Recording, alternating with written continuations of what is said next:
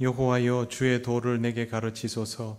내가 주의 진리에 행하오리니 일심으로 주의 이름을 경외하게 하소서. 아멘. 찬송가 17장 하나님께 찬양드립니다.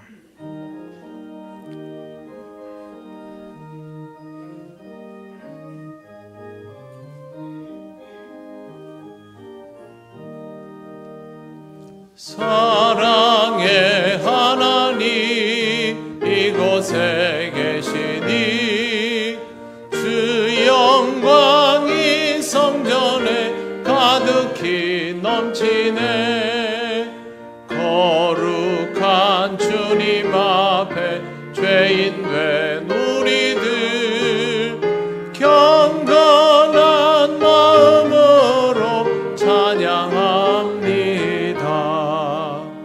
은혜의 예수님 우리 죄 인하여 속죄의 큰 사랑을 이루어 주셔서 율법의 멍에에서 해방해 주시니 복음의 자유 누리 감사합니다.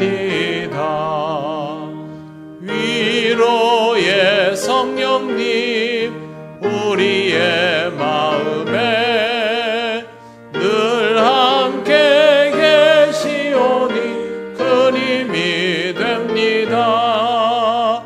슬픔도 두려움도 넉넉히 이기니 이 세상 끝날까지 함께 하소서. 아멘. 성시교독 35번입니다.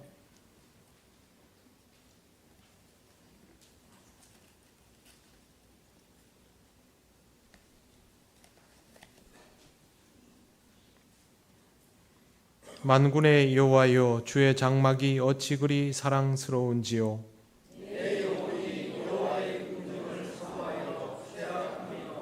내 마음과 육체가 살아계시는 하나님께 부르짖나이다. 주의 제단에서 참새도 제 집을 얻고 제비도 새끼둘 보금자리를 얻었나이다.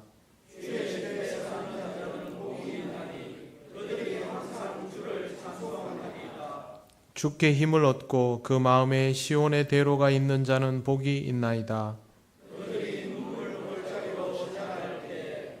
그곳에 많은 샘이 있을 것이며 이른 비가 복을 채워 주나이다.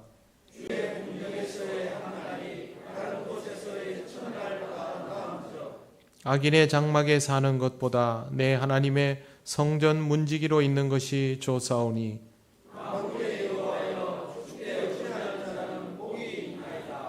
아멘.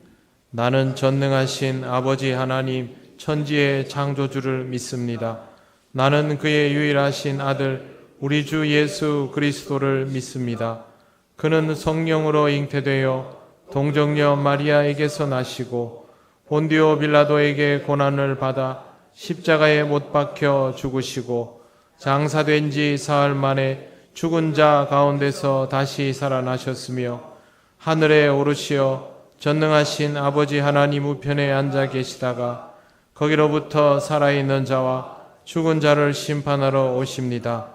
나는 성령을 믿으며 거룩한 공교회와 성도의 교제와 죄를 용서받는 것과 몸의 부활과 영생을 믿습니다.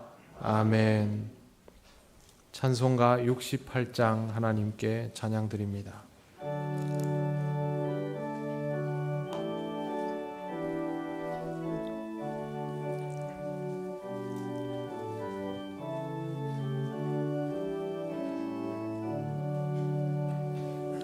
오 하나님 우리의 창조주시니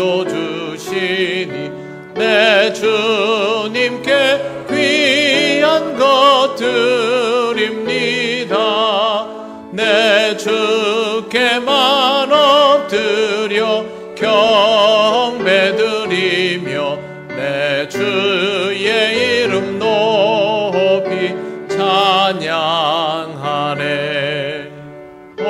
하나님 우리의 대주제시여 큰 풍랑이 일 때도 도우셨네 죽음에서 우리를 구하셨으니 내 주의 이름 높이 찬양하네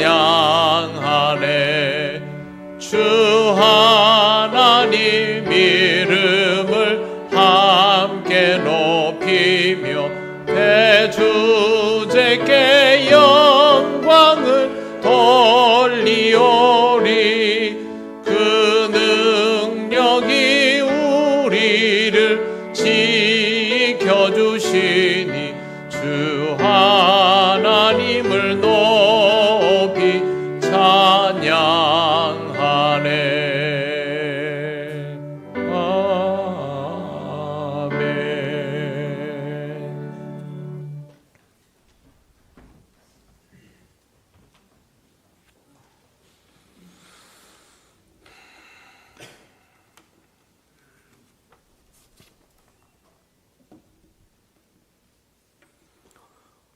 여호와를 자기 하나님으로 삼은 나라 곧 하나님의 기업으로 선택된 백성은 복이 있도다. 여호와께서 하늘에서 굽어보사 모든 인생을 살피시며 곧 그가 거하시는 곳에서 세상의 모든 거민들을 굽어 살피시는도다. 주님, 저희가 지난 한 주간을 살면서 하나님 앞에 범죄하였사오니 저희들의 죄악을 우리 구주의 보혈로 깨끗하고 정하게 하시어 하나님 앞에 예배하게 하여 주시옵소서. 하나님 아버지, 저희에게 유고를 호국 보훈의 달로 허락하시고 나라와 민족에 대하여 생각하게 하심을 감사를 드립니다. 선진들이 믿음과 생명을 바쳐서 지켜낸 이 나라를 저희가 더욱 발전시키고 지켜나가며 나라를 위해 못 바친 선진들의 후손을 잘 보살피는 나라가 되게 하여 주시옵소서. 나라를 지키다 목숨을 잃은 장병들과 장병들의 유가족이나 장애를 입은 장병들을 존중하며 그분들의 희생에 충분한 보상과 예우를 하는 나라가 되게 하사 그분들이 자긍심을 가지고 살아갈 수 있게 하여 주시옵소서. 저희 나라 대한민국이 세계에 선한 영향력을 끼치는 나라가 되어지게 하시고 남과 북이 하나로 되어 통일을 이루게 하시며 북의 지하 교회들이 억압에서 해방되어 기쁨으로 하나님을 찬양하며 영광을 돌리는 시간이 속히 오게 역사하여 주시옵소서.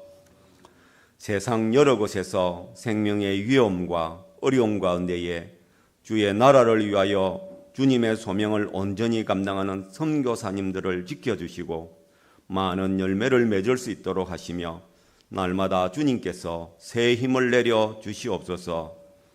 우리가 돕는 시에라레오네의 최철호 선교사님, 케냐의 이동관 선교사님, 그리고 인도네시아의 두간석 선교사님, 대만의 김성훈 선교사님과 함께하여 주셔서 위험 가운데서 언제나 함께하시고 보호하여 주시옵소서. 저희도 기도 때마다 생각하며 기도하게 하여 주옵소서. 우리가 돕는 두억교회, 세슴교회, 연화도교회, 유동교회를 지켜주시고 그 지역의 복음의 등대 역할을 온전히 감당하게 하옵소서. 필리핀 단기 선교를 떠나게 되는 교우들을 하나님께 의탁하오니 주님 함께 하시고 보호하여 주시며 저희가 돌아오는 그날까지 마음을 합하여 기도하게 하옵소서. 엘리베이터 공사가 주의 은혜 가운데 아무런 사고 없이 또한 무리 없이 이루어지게 하심을 감사드리며 어르신들이 조금 더 편안하게 예배 드릴 수 있게 됨을 감사를 드립니다. 주님, 노년을 아름답고 여유롭게 하시며 또한 다음 세대를 위하여 기도하게 하시며 항상 건강의 복으로 지켜주시옵소서. 자라나는 주일학교의 어린 세대들이 믿음으로 잘 성장하게 하시고 예배 중에 항상 말씀의 은혜를 누리며 하나님의 사랑을 체험할 수 있게 도와주시옵소서. 힘든 시기를 지내고 있는 청년들의 삶에도 주님 간섭하여 주시고 형통하게 하시며 항상 주님의 위로 가운데 믿음으로 잘 살아가게 도와 주시옵소서. 아이들을 위하여 수고로움을 만하지 않는 주일학교 교사들과 몸된 교회와 드려지는 예배를 위하여 헌신하는 봉사하는 손길들과 성도들의 식사를 위하여서 새벽 이른 시간부터 준비하는 식당 봉사팀 위에 주님 축복하여 주시고 은혜 내려 주시옵소서. 말씀을 전하실 목사님을 주님의 능력의 장중에 붙들어 주시옵소서.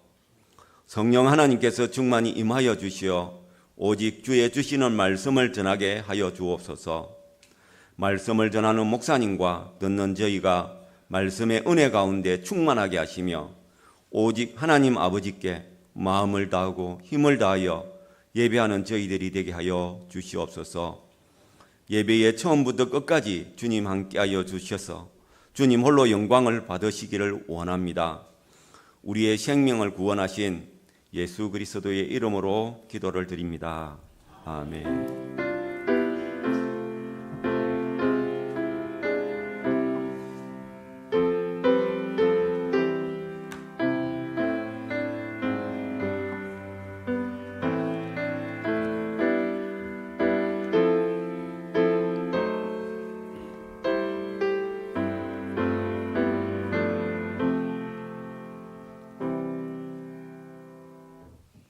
하나님 말씀 창세기 28장 10절에서 22절입니다.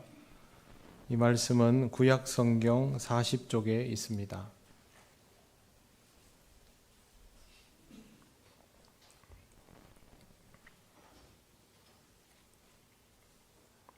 창세기 28장 10절에서 22절 말씀을 봉독합니다. 야곱이 브엘세바에서 떠나 하란으로 향하여 가더니 한 곳에 이르러는 해가 진지라 거기서 유숙하려고 그곳에 한 돌을 가져다가 베개로 삼고 거기 누워 자더니 꿈에 본즉 사닥다리가 땅 위에 서 있는데 그 꼭대기가 하늘에 닿았고 또 본즉 하나님의 사자들이 그 위에서 오르락 내리락 하고 또 본즉 여호와께서 그 위에 서서 이르시되 나는 여호와니 너의 조부 아브라함의 하나님이요 이삭의 하나님이라. 내가 누워있는 땅을 내가 너와 내 자손에게 주리니 내 자손이 땅의 티끌같이 되어 내가 서쪽과 동쪽과 북쪽과 남쪽으로 퍼져 나갈지며 땅의 모든 족속이 너와 내 자손으로 말미암아 복을 받으리라. 내가 너와 함께 있어 내가 어디로 가든지 너를 지키며 너를 이끌어 이 땅으로 돌아오게 할지라. 내가 내게 허락한 것을 다 이루기까지 너를 떠나지 아니하리라 하신지라. 야곱이 잠이 깨어 이르되 여호와께서 과연 여기 계시거늘 내가 알지 못하였도다. 이에 두려워하여 이르되 두렵도다 이곳이여 이것은 다름 아닌 하나님의 집이요 이는 하늘의 문이로다 하고 야곱이 아침에 일찍이 일어나 베개로 삼았던 돌을 가져다가 기둥으로 세우고 그 위에 기름을 붓고 그곳 이름을 베델이라 하였더라. 이 성의 옛 이름은 루스더라. 야곱이 서원하여 이르되 하나님이 나와 함께 계셔서 내가 가는 이 길에서 나를 지키시고 먹을 떡과 입을 옷을 주시며 내가 평안히 아버지의 집으로 돌아가게 하시오면 여호와께서 나의 하나님이 되실 것이요 내가 기둥으로 세운 이 돌이 하나님의 집이 될 것이요 하나님께서 내게 주신 모든 것에서 10분의 1을 내가 반드시 하나님께 드리겠나이다 하였더라. 아멘. 기도드리겠습니다. 하나님 감사합니다. 오늘 이 시간을 통하여 주신 이 말씀을 우리가 전하고 들을 때에 하나님 아버지의 뜻이 온전히 깨달아지는 은혜의 시간이 되게 하옵소서. 예수님 이름으로 기도드립니다. 아멘. 오늘 본문에 나오는 야곱은 장자의 축복을 가로챈 사람입니다. 아버지를 속였고 형을 속였습니다. 그리고 어머니가 이렇게 형과 아버지를 속이도록 도와주었습니다. 장자의 축복을 빼앗긴 형 에서는 야곱을 죽이려 들었고 어머니 리브가는 자기 오빠 라반에게 야곱을 피신하도록 만듭니다. 리브가는 왜 야곱을 도와서 이런 일을 꾸몄을까요? 오늘 우리가 읽은 본문은 아니지만 27장 마지막 구절에 보면 이런 내용이 있습니다. 27장 46절, 리브가가 이삭에게 이르되 내가 헷사람의 딸들로 말미암아 내 삶이 싫어졌거늘 야곱이 만일 이 땅의 딸들 곧 그들과 같은 헷사람의 딸들 중에서 아내를 맞이하면 내 삶이 내게 무슨 재미가 있으리이까. 에서의 아내가 된 헷사람이 문제였습니다. 헷사람은 철기 문명으로 잘 알려진 히타이트족을 뜻합니다. 그 시대에도 이미 이 지역을 주름잡던 이방 민족으로 우상을 숭배하던 사람들이었습니다. 에서가 이런 여인을 아내로 맞이하게 되면 그들에게 동화되는 것은 시간 문제입니다. 리브가는 야곱이 또 그들과 같은 하나가 되어버리지 않기를 바라며 라반에게 보내려 하는 것입니다. 이삭은 리브가의 의도를 알고 가나안 사람이 아닌 라반의 딸들 중에 아내를 맞이하라고 하면서 다시 한번 야곱을 축복합니다. 이 축복의 내용은 하나님께서 믿음의 조상 아브라함에게 하셨던 것 그대로였습니다. 야곱은 아버지의 축복을 2번이나 받았습니다. 그렇기 때문에 집을 나서는 야곱을 도망자라고만 볼 수는 없습니다. 그럼에도 불구하고 야곱은 혼자 집을 나왔습니다. 10절 말씀을 보면 야곱이 브엘세바에서 떠나 하란으로 가더니 라고 되어 있고, 그렇게 가다가 해가 지니까 노숙하기로 결정하고 돌 하나를 가져다가 베개로 삼고 누워서 잠이 듭니다. 이제 야곱은 꿈을 꾸게 됩니다. 사닥다리가 땅 위에 있고 그 사다리의 꼭대기는 하늘에 닿아 있고 하나님의 사자들이 그 위를 오르락 내리락 합니다. 그리고 하나님께서 그 위에서 이렇게 말씀하십니다. 나는 여호와니 너의 조부 아브라함의 하나님이요 이삭의 하나님이라. 내가 누워있는 땅을 내가 너와 내 자손에게 주리니 내 자손이 땅의 티끌같이 되어 내가 서쪽과 동쪽과 북쪽과 남쪽으로 퍼져나갈지며 땅의 모든 족속이 너와 내 자손으로 말미암아 복을 받으리라. 많이 들어보신 내용이지요. 꿈속에서 하나님이 하셨던 말씀은 아마도 야곱이 어릴 때부터 아버지에게 계속 들어왔던 내용일 것입니다. 하나님께서 아브라함에게 말씀하여 주셨던 내용이고 이 가정의 믿음의 근간이 되는 복이었기 때문에 당연히 소중히 여기고 계속 전수되어 왔겠지요. 그러니 이삭도 야곱에게 계속 얘기했을 것이고 야곱은 익히 잘 알고 있는 내용입니다. 그런데 15절의 내용은 조금 다릅니다. 15절을 한번 보십시오.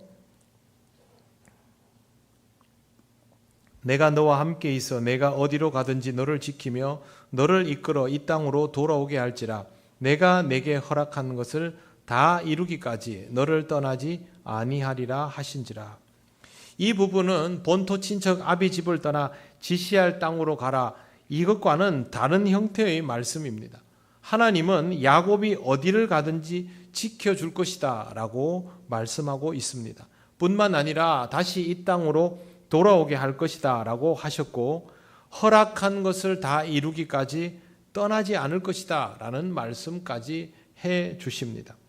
3가지이지요. 어디를 가든지 지켜줄 것이다, 다시 이 땅으로 돌아오게 될 것이다, 허락한 것을 다 이루기까지 너를 떠나지 않을 것이다. 이것이 하나님께서 야곱과 함께 하시는 방법입니다. 뭔가 좀 새로운 것 같긴 하지만 실제로는 그렇게 다르지 않습니다. 아브라함과 이삭에게 해주었던 약속 그대로입니다. 한마디로 계속 함께 하실 것이다 라는 것이죠. 야곱이 이걸 모르지 않습니다. 늘 들어왔기 때문에 하나님이 함께 하실 것이다 라는 것은 머리로는 입력이 되어 있습니다. 그런데 하나님께서 지금 야곱에게 굳이 이것을 말씀하시는 이유는 무엇일까요? 지금 야곱이 새로운 상황, 다른 환경 속에 처해 있기 때문입니다. 하나님이 인도하시는 땅에서 살아갈 때는, 하나님을 믿는 할아버지와 아버지와 함께 있을 때는 하나님이 늘 함께 계신다라는 것을 알지만 지금 그 터전 자체를 떠나왔지 않습니까? 이런 상황에서는 하나님이 함께 하실 것이라는 것을 생각하지 못하고 있기 때문에 하나님께서 야곱에게 이 말씀을 주신 것입니다. 야곱은 꿈을 꾸었습니다. 꿈이 끝나면 현실로 돌아오면 꿈속의 것들은 하나도 남아있지 않습니다. 눈을 떠 보았을 때 야곱 주위에는 베개로 삼았던 돌 외에는 아무것도 없었습니다. 보통 꿈을 꾸고 나서 현실에서 뭔가 이렇게 징표가 있으면 이 꿈에 뭐가 있구나 이렇게 할 수도 있겠지만 정말 꿈꾸고 나서는 아무것도 없습니다. 꿈꾸기 전과 그대로입니다. 그런데 야곱은 이런 말을 합니다. 16절 보십시오. 야곱이 잠이 깨어 이르되 여호와께서 과연 여기 계시거늘 내가 알지 못하였도다. 하나님께서 이 말씀을 하신 이유 그대로 야곱은 집을 떠나온 순간부터 하나님이 자신과 함께 계신다는 사실을 알지 못했던 겁니다. 왜? 터전에서 나왔기 때문에. 자신의 모든 삶의 기반을 두고 나왔기 때문에 하나님이 여기 계시는 줄은 몰랐던 것입니다. 교회 안에서 하나님의 임재를 경험하다가도 교회를 벗어나면 하나님의 임재를 의식하지 못하고 살아갈 때가 많이 있습니다. 신앙의 가정에서는 하나님의 임재를 경험하다가 그 가정에서 독립해서 객지로 나가서 혼자 살면 하나님의 임재가 여기에서도 이루어진다는 사실을 까맣게 잊어버리고 살아갈 때가 있습니다. 우리 자녀들에게서 그런 모습이 많이 나오죠. 군대 가도 마찬가지입니다. 군에 가면 평소에 신앙생활 잘 하다가도 군에 와서 하나님의 임재에 대하여 전혀 의식하지 못하는 크리스천들이 많습니다. 그러나 하나님은 어디에나 함께 계십니다.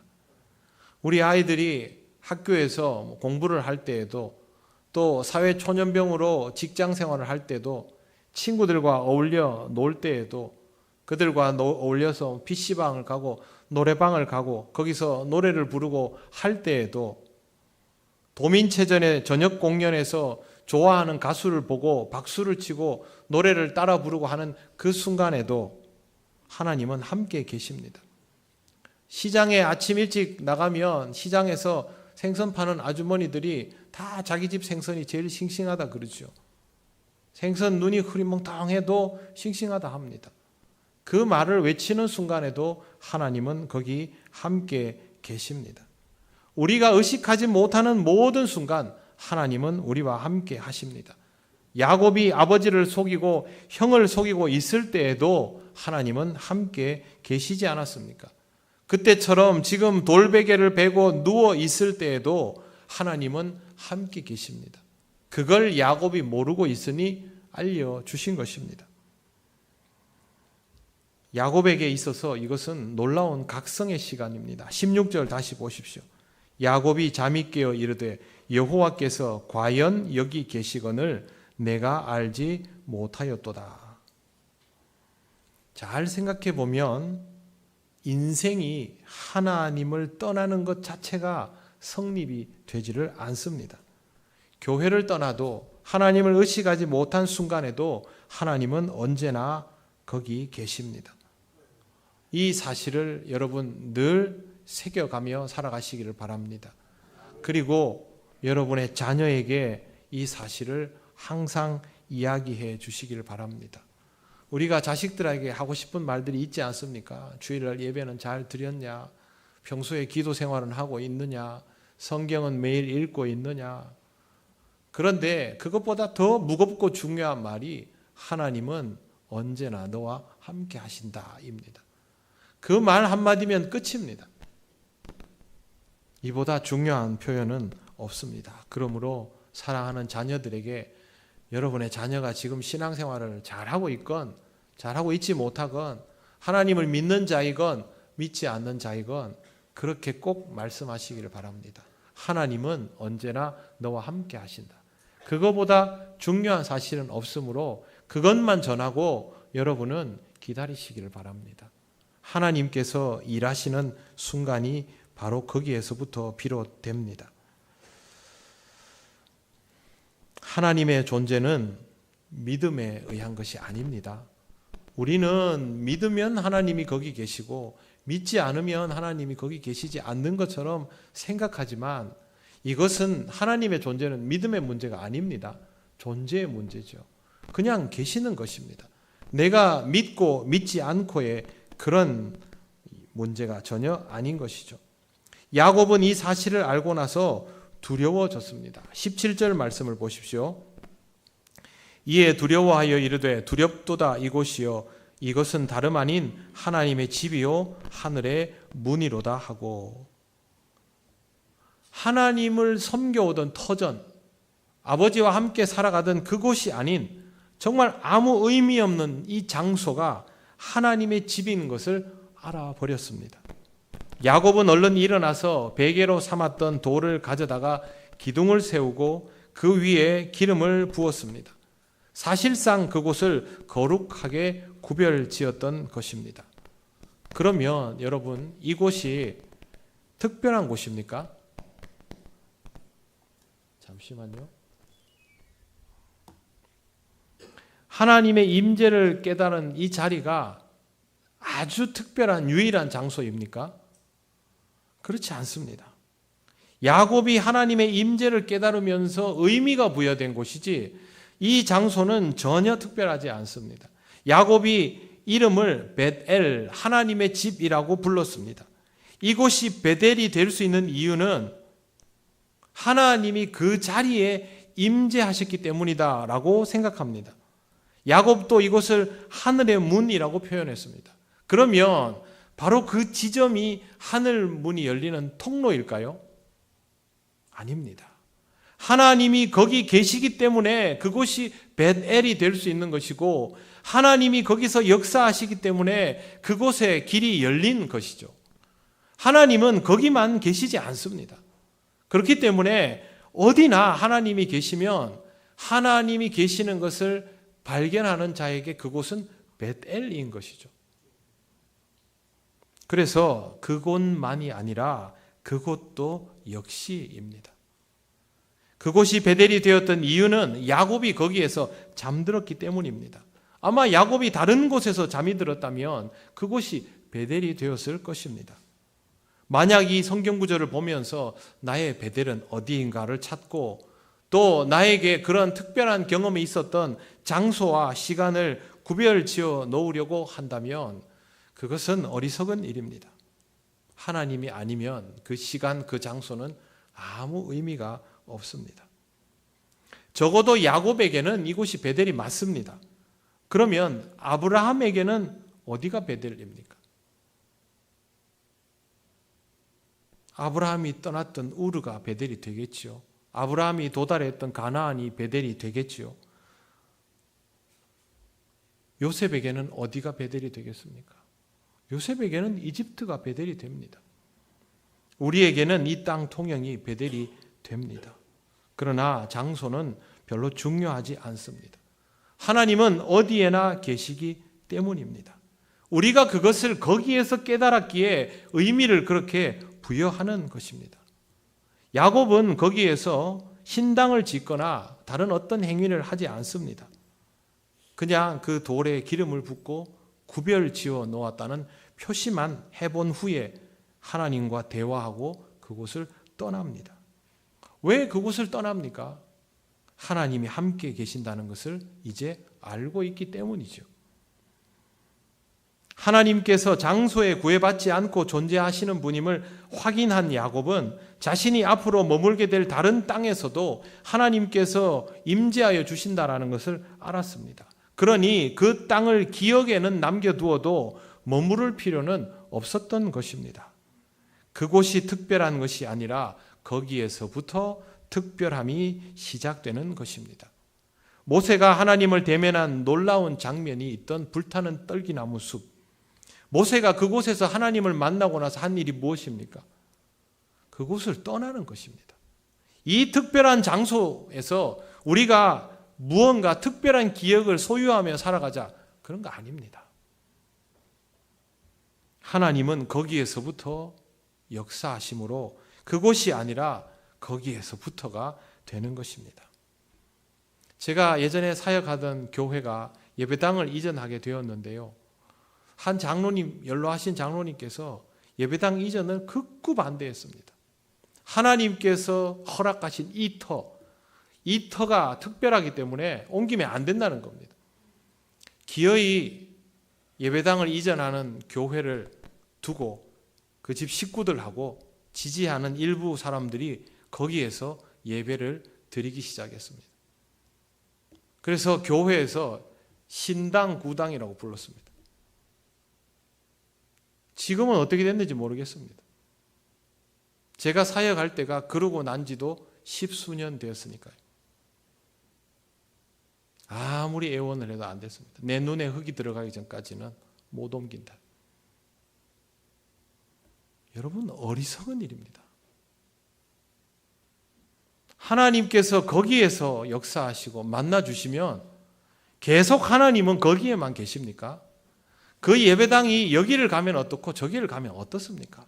하나님 나라가 전부인데, 하나님은 어디에나 계시는데, 그 교회는 거기에서부터 시작해서 온 세계 열방을 향해 뻗어나가면 되는 거죠. 하나님이 계시면 거기가 하나님의 집입니다. 베델이라는 말은 여기가 하나님의 집이다라는 뜻이 맞습니다. 그러나 우리는 이 말씀을 그렇게 해석하면 안 됩니다. 하나님이 계시면 어디나 하나님의 집이다라고 해석해야죠. 절대 이 부분을 오해하지 마십시오. 하나님의 임재는 내가 은혜 받은 시절, 은혜 받은 시간, 은혜 받은 방법, 은혜 받은 상황, 은혜 받은 장소를 통해서만 이루어지는 것이 아닙니다. 하나님께서 어리석은 우리를 위하여 존재감을 굳이 드러내어 주셔서 그때 그 시절 그 자리에서 깨달았던 것뿐이죠. 하나님의 임재는 거기에서부터 지속적으로 언제나 어디에서나 이루어지고 있습니다. 그러므로 거기에 머무르지 마십시오. 거기서부터 시작되어야 합니다. 하나님이 함께 하셨다가 아니라 하나님이 함께 하신다가 계속 유지되어야 하는 것입니다. 여러분, 이 단계로 늘 나아가시기를 바랍니다. 이런 각성이 이루어지지 않으면 신앙의 진도가 나가지를 않습니다.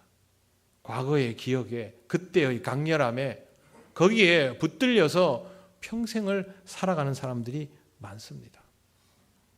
하나님의 임재를 의식할 수 있는 상태를 유지하시고 그것을 통해서 어디에서나 하나님을 의식하고 만나며 살아가시기를 바랍니다. 야곱은 바로 진도를 나갑니다. 20절, 21절을 보십시오. 야곱이 서원하여 이르되 하나님이 나와 함께 계셔서 내가 가는 이 길에서 나를 지키시고 먹을 떡과 입을 옷을 주시어 내가 평안히 아버지의 집으로 돌아가게 하시오면 나의 하나님이 되실 것이요. 야곱이 서원하며 뭘 해주시면 나의 하나님 되실 것이요 라고 되어 있다 보니까 이걸 하나님과 거래하는 것으로 생각하는 경우가 있는데 이 구절을 오해하는 것입니다. 서원을 한다는 것은 의심이 가서 조건을 내거는 것이 아니라 기대감을 가지고 맹세를 먼저 하는 것이 서원입니다. 의심을 가지고 있는 사람은 스텝 바이 스텝을 하지 이렇게 기승전결을 다 맡기지 않습니다. 이거 하나 하는 거 보고 그 다음 하는 거 보고 하나님이 여기까지 해주시면 내가 한번 또 다시 옵션을 걸고 해주시면 그 다음 걸고 이렇게 하지, 야곱처럼 출발하고 과정에서 돌아올 때까지 전부 하나님께 맡길 테니까 그렇게 하지 않습니다.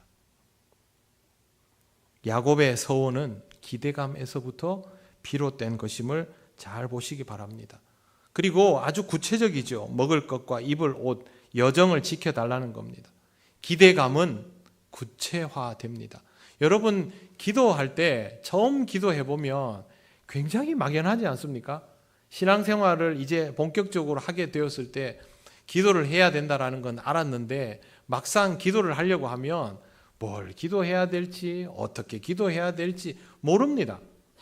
그런데 어느 날부터 내게서 기도의 제목들이 하나 둘 나오기 시작합니다. 그 제목이 왜 나오냐 하면요, 내 인생에 그게 막 중요하고 필요해서 당연히 그렇겠죠. 그러나 여러분이 그 일에 대하여 하나님의 일하심을 기대하기 때문에 그 제목이 나오는 겁니다. 구체적으로 나옵니다. 그때부터는 지금 야곱이 하나님을 향하여 그런 기대감을 가지고 있는 겁니다.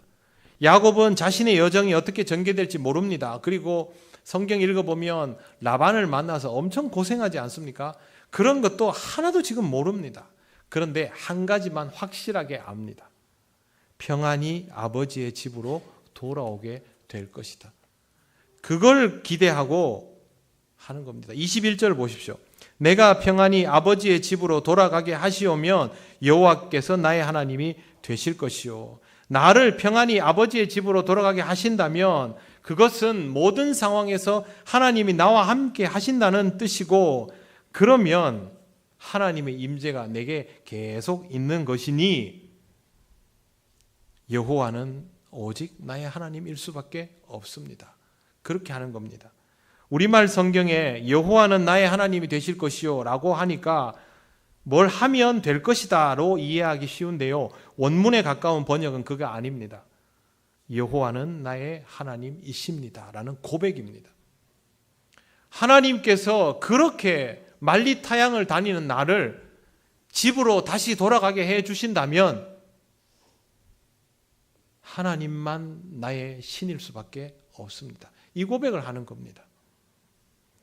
야곱은 지금 하나님과 거래를 하는 것이 아니라, 계약을 하는 것이 아니라 고백을 당겨서 하고 있음을 잘 보시기 바랍니다. 서원이라는 것은 고백을 당겨서 하는 겁니다. 하나님이 그렇게 하실 것을 믿기에 내가 그렇게 하시면 이걸 하겠습니다 라고 미리 약속하는 것이므로 고백을 당겨서 하는 것이 서원입니다. 야곱은 그때 자신이 해야 할 일들도 미리 말하고 있습니다. 22절 보십시오. 내가 기둥으로 세운 이 돌이 하나님의 집이 될 것이요, 하나님, 내가 이곳에 다시 돌아오게 되면 그때는 이 장소를 기억하겠습니다, 보존하겠습니다 라고 말한 겁니다. 그 다음 하나님께서 내게 주신 모든 것에서 10분의 1을 내가 반드시 하나님께 드리겠나이다. 10분의 1을 드리겠다라는 말은 사실상 전부가 하나님의 것입니다 라고 인정하는 것을 뜻합니다. 10분의 1은 결코 작지 않습니다. 우리 교회에서 신앙생활을 하면서 11조를 하지 않습니까? 그런데 이 11조가 신앙이 없는 상태에서는 얼마나 무거운 짐인데요. 그런데 여기에 나오는 10분의 1은 그것과 또 다른 이야기입니다. 앞으로 야곱이 하나님의 인도하심 아래에서 살아가면서 얻게 된 모든 것들의 10분의 1입니다. 여러분이 지금부터 내가 얻게 되는 모든 경제적인 소득을 총합하여 그것이 정점에 도달했을 때 10분의 1을 하나님께 바치겠다라고 미리 결심하는 것이 쉽겠습니까? 어렵습니다. 야곱은 하나님으로 인한 기대감 때문에 이와 같은 약속을 지금 하고 있는 것입니다. 이것은 하나님을 향한 절대적인 신뢰가 아니면 할 수가 없습니다. 언제나 우리와 함께 하시는 하나님은 우리의 찬양을 받기에 합당하신 분입니다. 그런데 이 찬양은 하나님의 함께 하심을 발견하고 그것이 자신의 인생에서 꾸준히 이루어지고 있다라는 것을 확인한 사람이 할 수 있는 찬양입니다. 집을 떠나면서 기댈 언덕이 완전히 사라져버린 야곱에게 하나님은 나타나셔서 집을 떠나서도 하나님이 늘 함께 있음을 깨닫게 하셨습니다. 오히려 야곱은 집을 떠났기 때문에 집 밖에서도 함께 하시는 하나님을 만날 수가 있었습니다. 그에게 이것이 신앙 각성의 자리가 된 것입니다. 여러분의 신앙에는 이 각성의 자리가 있는지 잘 돌아보시기 바랍니다. 진짜 인생, 신앙 인생의 진짜 시작은요, 돌베개를 베고 누운 그 자리에 하나님이 거하심을 깨닫는 것부터입니다. 왜 이게 중요하냐 하면 거기서 하나님과 독대하기 때문입니다. 여러분, 하나님을 만나고 하나님의 시간을 살아간 사람들을 보십시오. 다 하나님과 독대합니다. 자기의 한계 속에서 완전히 끝이라고 생각할 때, 더 이상 내가 해볼 수 있는 게 하나도 없다고 생각할 때, 내 옆에 나를 도와줄 리가 아무도 없다고 생각할 때, 그때 하나님을 만나면 하나님의 일하심이 더욱 선명하게 경험되기 때문입니다. 이 과정이 없이는 하나님이 어디에나 함께 계신다라는 의미를 소유할 수가 없습니다. 우리가 자녀들에게 아무리 얘기해도 우리 자녀들이 우리말 잘 알아듣지 못하지 않습니까? 하나님은 언제나 너와 함께 하신다. 너가 어떻게 살아가고 있는 상황일지라도 하나님은 함께 하신다. 네, 이러잖아요. 그러나 그 아이들이 하나님과 독대하게 될 때, 그때 영적으로 각성하게 되는 겁니다. 그러니 우리가 할 일은 하나님이 함께 하신다는 걸 알려주는 거죠. 우리 자신도 마찬가지입니다. 우리가 우리 스스로에게 말해 주어야 합니다. 그 자리에서 돌베개를 베고 누운 그 자리에 하나님이 함께 하신다는 걸 우리 스스로에게 말해주고, 우리가 그 하나님을 만나게 될 때 거기서부터 하나님의 역사가 온전히 다 경험되는 것입니다. 적절한 타이밍에 내 삶의 변화를 주시고 내 인생을 고립시키시고 나와 독대하기를 원하시는 그 하나님을 만나시고 거기에서부터 시작하시기를 바랍니다. 그래야 하나님이 의식되고 하나님의 일하심이 속속들이 경험되고 하나님이 하시는 그 일들을 통하여 하나님에 대한 기대감이 커지게 됩니다. 내가 이런 기대감을 가지게 되었을 때 야곱이 어떤 마음으로 하나님 앞에 서원하였는가도 그때 이해하게 되는 것입니다. 지금 나와 같은 마음으로 야곱이 하나님께 그렇게 서원했구나. 그런 삶을 경험하면서 여호와만 나의 하나님이시다라고 고백하시기를 바랍니다. 그러면 여러분의 모든 발자취는 항상 베델에 서 있게 될 것입니다. 하나님의 집에 서 있는 발자취, 그것은 여러분이 언제나 예배자라는 것을 뜻합니다. 날마다 예배자인 인생은 매일 예배만 드리는 인생이 아닙니다. 삶 자체가 예배인 인생입니다. 예배는 무엇입니까? 예배는 만남이지요. 하나님과의 만남이고 하나님과의 주고받음입니다. 그거 하려고 예배 드리는 거 아닙니까? 그러면 여러분의 인생에서 하나님과 계속 주고받으시면 그 인생은 예배가 될 수밖에 없습니다. 우리가 여기 예배 드리러 나오면 온전한 사람 됩니까? 경건하게 이렇게 앉아 있으면 온전한 사람입니까? 아니지 않습니까? 지금 여기 앉아 있는 이 모습도, 예배당을 벗어나 있는 그 모습도 사실은 똑같지요. 중요한 건 하나님과 주고받느냐 하는 겁니다. 그렇게 날마다 여러분이 살아가는 모든 자리에서 작은 것 하나라도 하나님과 주고받는다면 여러분의 인생은 이미 예배입니다. 그게 바로 베델인 것입니다. 그 인생이 되면 하나님께서 내 모든 것을 간섭하시고 내 모든 것의 주권을 가지고 있기에 나의 것들, 내 모든 것들의 10분의 1을 드립니다라는 말을 할 수 있게 되는 겁니다. 바로 이러한 신앙의 과정을 통하여 하나님께 고백하는 자로 살아가시기를 바랍니다. 여러분의 인생이 예배가 될 때, 그래서 언제나 여러분이 예배자일 때 여러분이 귀하게 여기는 것을 하나님께 내어드리며 하나님께서 여러분을 귀히 여기시는 것을 경험하며 그렇게 하나님과 주고받으며 살아가시기를 바랍니다. 기도드리겠습니다. 하나님 감사합니다. 우리의 삶 속에 늘 함께 하셔도 우리가 모를 때 놓칠 때가 너무 많습니다. 하나님, 우리가 놓치지 않도록 우리를 깨우시고 우리의 삶이 언제나 베델이 될 수 있도록 인도하여 주시옵소서. 예수님 이름으로 기도드립니다. 아멘. 찬송가 310장 찬양하시며 봉헌하시겠습니다.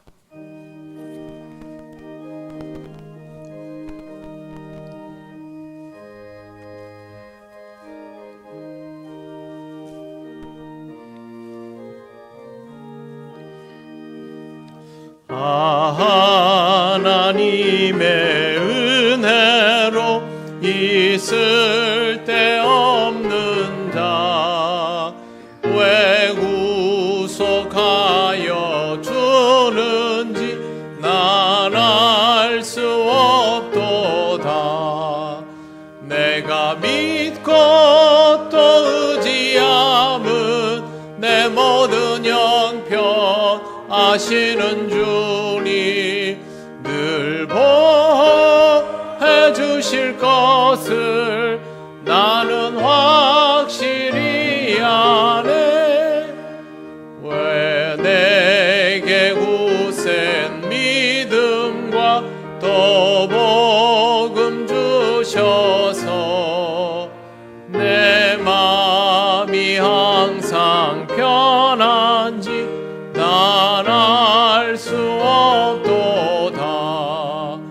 내가 믿고 또 의지함은 내 모든 형편 아시는 주님 늘 보호해 주실 것을 나는 확실히 아네.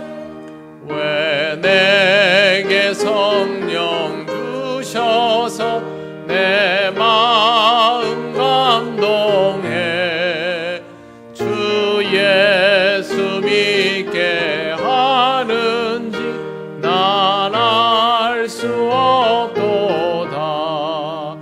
내가 믿고 또 의지함은 내 모든 형편 아시는 주님 늘 보호해 주실 것을 나는 확실히 아네. 주 언제 강림하실지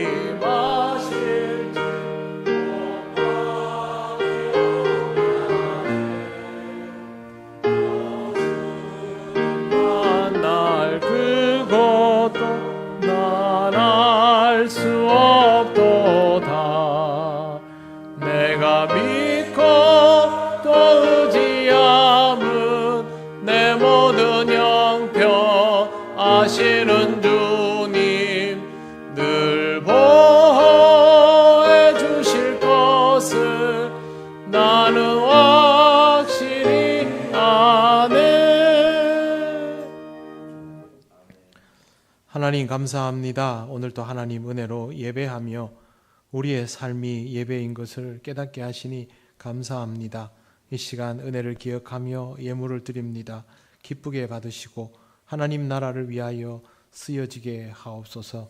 다음 한 주간도 우리 모든 성도들의 삶을 지켜주셔서 주님의 은혜로 살아감을 잊지 않게 하옵소서.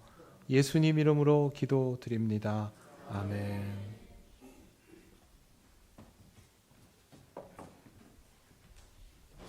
네, 오늘은 제가 두 가지를 먼저 하고 장로님 광고를 하시겠습니다.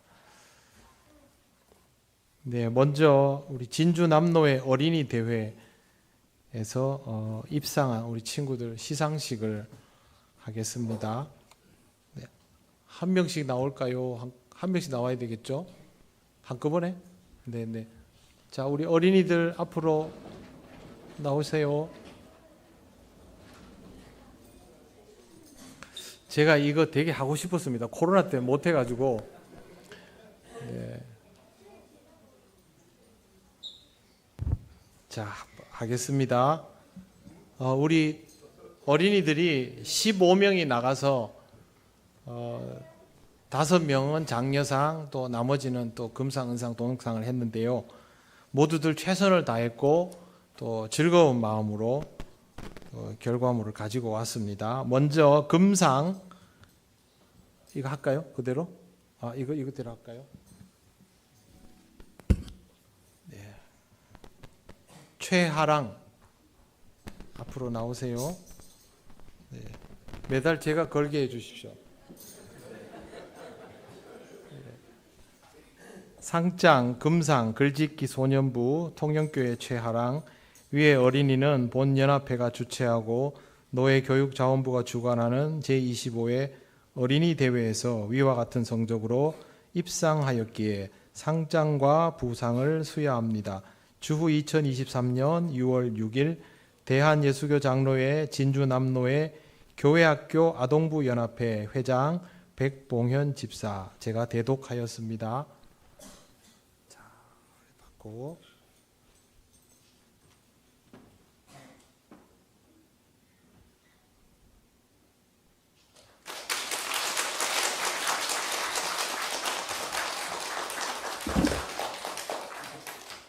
네. 그 다음 동화구연 초등부 은상 이동하입니다.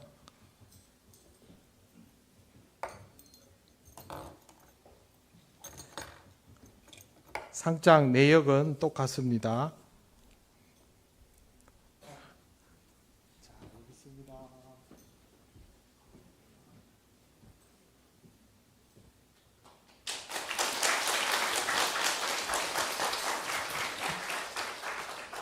그 다음 성경고사 은상 4학년 이스데반입니다.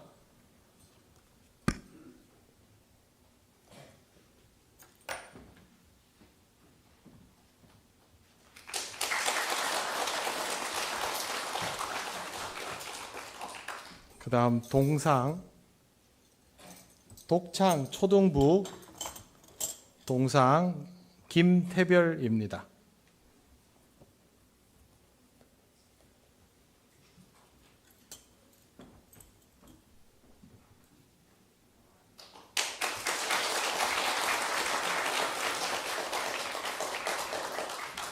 그리고 한글 성경 암송 초등부 동상 손태양입니다. 자, 여기 있어요.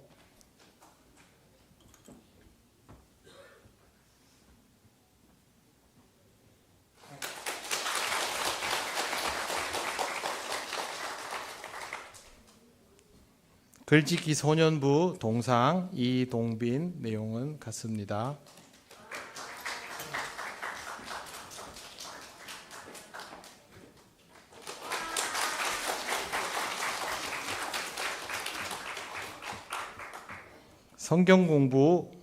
성경고사 4학년 동상 이서준, 내용 같습니다.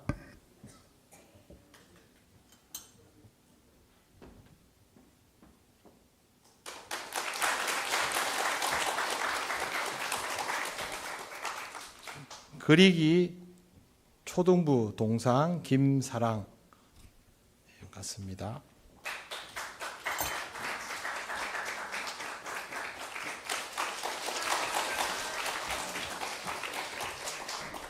그리기 유년부 동상 손정원 있어요.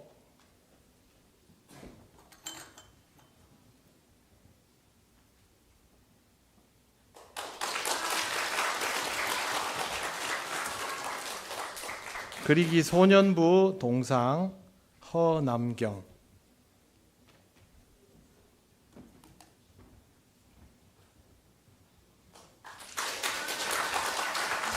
자, 우리 한꺼번에 박수 한번 하겠습니다. 차렷 경례. 이제 들어가도 됩니다. 네, 우리 아동부 친구들 또 중고등부 친구들 위해서 많이 기도해 주시고 격려해 주십시오. 한 가지를 더 하겠습니다. 필리핀 단기 선교 단원들 잠시 앞으로 나오시겠습니다. 저와 우리 김대현 전도사님, 김승도 김부종 장로님, 김수곤, 김재학, 손성훈, 신백수, 홍경도, 허수원 집사님. 손성훈 집사님은 이번에 사정상 조금 어려울 수도 있습니다. 자, 단원들 나오십시오, 앞으로. 네.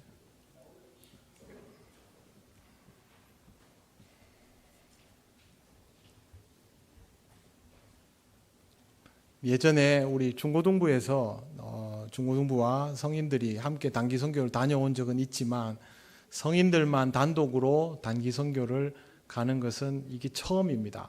그래서 1기입니다.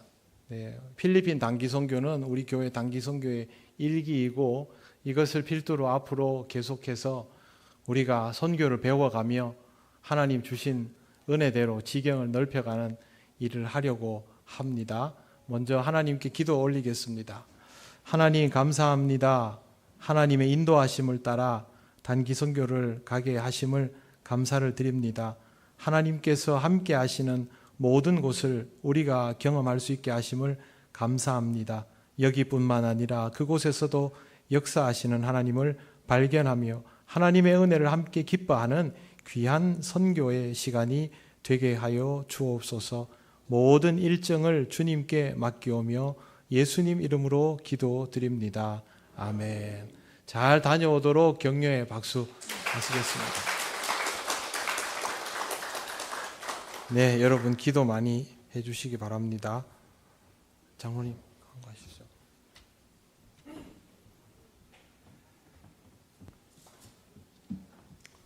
예. 교회 소식을 알려드리도록 하겠습니다. 예배에 나오신 모든 분들을 환영합니다. 처음 오신 분은 새가족부의 안내를 받으시기를 바랍니다. 6월 등록된 새가족이 있습니다. 주보를 참조해 주시면 되겠습니다. 마리아 헌신 예배가 다가오는 주일 오후 예배에 있겠습니다. 강사로는 정성미 목사님 되겠습니다. 진주 명성교회를 섬기고 계시는데 예전에 저희 교회를 섬겼던 정치영 목사님, 정인영 목사님 자제분이 되겠습니다. 아마 어렸을 때부터 보신 분들은 기억할 수도 있겠는데, 다음은 모임이 있겠습니다. 교육부 회의가 오후 예배 후에 3층 로비에서 있겠습니다. 그리고 기간 원래에는 다음 주 2부 예배 후에 각 지정 장소에서 모이도록 하겠습니다. 그리고 오늘 오후 예배 때는 담임 목사님께서 중림교회 헌신 예배 말씀을 전하기에 중림교회 여전대의 헌신 예배를 위해서 말씀을 전하러 가시겠습니다. 이상으로 광고를 마치도록 하겠습니다.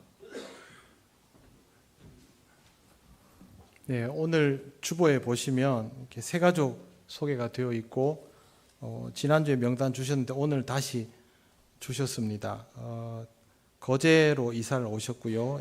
주보에 보시면 이정준 성도님 그리고 마리테스 성도님, 스라에는 이혜림, 혜은, 은혜 3명의 딸이 있습니다. 교회는 이미 한 달 더 됐죠. 네, 우리 교회 계속 와서 예배를 드리고 하셨는데 오늘은 이제 여러분에게 정식으로 인사를 하겠습니다. 아이들이 밑에 있고 아기가 있고 해서 마리테스 성도님은 아마 밑에 계시는 것 같고요. 지금 이정준 성도님은 여기 지금 같이 예배를 드리고 있습니다. 잠깐 일어나시겠습니까? 네, 얼굴 잘 익혀 두십시오. 네, 우리 박수로 환영하겠습니다. 제가 이 가정을 위해서 잠깐 기도하겠습니다. 하나님 감사합니다. 하나님의 뜻과 계획에 의해서 우리와 함께 신앙생활 하도록 보내주신 이정준 성도님과 마리테스 성도님 또 사랑하는 세 딸 위에 하나님의 은혜와 평강이 충만하길 원합니다. 이사한 그곳에서의 삶이 평안하고 안정되게 하시고 모든 상황 속에서 하나님을 만나는 기쁨이 충만하도록 인도하시며 사랑하는 아이들이 하나님 은혜 가운데 아름답게 자람을 통하여 하나님께 영광을 돌리게 하옵소서. 예수님 이름으로 기도드립니다. 아멘. 이제 자리에서 일어나셔서 예배드린 교우들과 인사를 나누시겠습니다.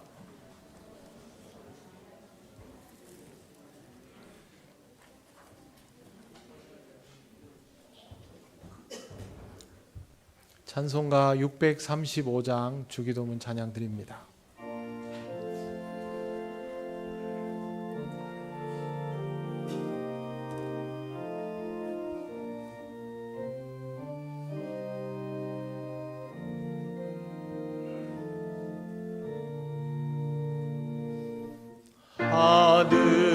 하늘에 계신 아버지 이름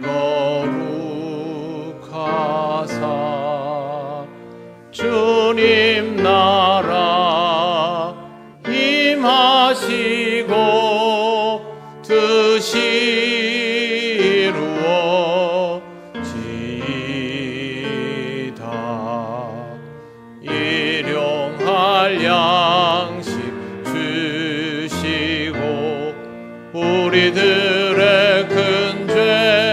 다 용서하옵시고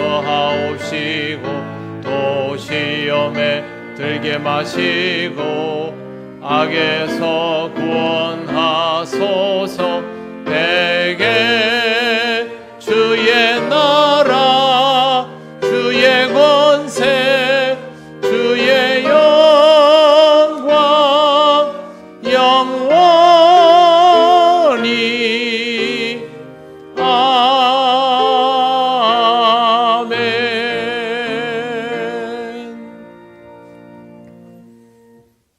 우리 주 예수 그리스도의 크신 은혜와 하나님 아버지의 놀라우신 사랑과 성령님의 교통하시고 인도하여 주심이 어디에서나 역사하시는 하나님을 의식하며 하나님과 호흡하며 살아가기를 원하는 이 시간 예배하는 권속들 위에 영원토록 함께 하시기를 간절히 축원하옵나이다.